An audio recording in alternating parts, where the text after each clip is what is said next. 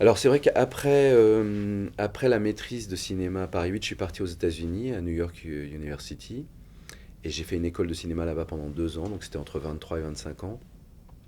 Et oui, je pense que ça a bouleversé ma vie, on va dire, parce que d'une part, enfin c'est pas juste le fait d'apprendre l'anglais et de partir à l'étranger, ce que d'ailleurs j'ai raconté dans l'Auberge espagnole. Ensuite, l'Auberge espagnole, c'est beaucoup un film sur ce que moi j'ai vécu à New York, en fait, bizarrement.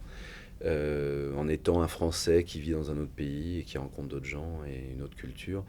Donc ça, que ça m'a, le- c'est ce qui m'a le plus appris, c'est d'aller voir des autres avec un grand A, quoi. Après, c'est vrai que sur la façon de faire du cinéma, ce que j'ai appris aux États-Unis, c'est de faire confiance aux actions et aux situations. Et que pour la direction d'acteur, pour l'écriture du scénario, c'est de ne pas partir d'une idée, mais de partir d'une action. Et de se dire, voilà, quelqu'un qui achète une baguette, c'est le démarrage d'une histoire, c'est le démarrage de quelque chose qui veut dire quelque chose. Ou quelqu'un qui tombe par terre, ou quelqu'un qui fume une cigarette. Et d'essayer de regarder les choses qui m'entourent et d'essayer de donner du sens après, pas avoir du sens et ensuite de raconter une histoire avec des choses qui ont du sens, c'est le contraire.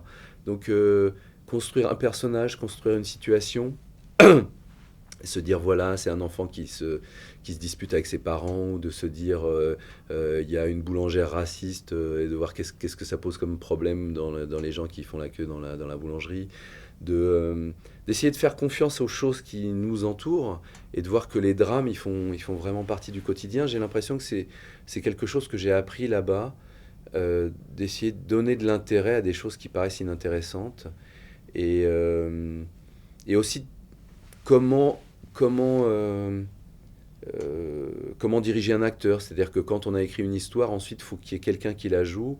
Et souvent, pour que ça sonne pas faux, pour que ça ait l'air vrai, il y a un travail à faire. Donc je pense que c'est ça que j'ai appris aux États-Unis, surtout.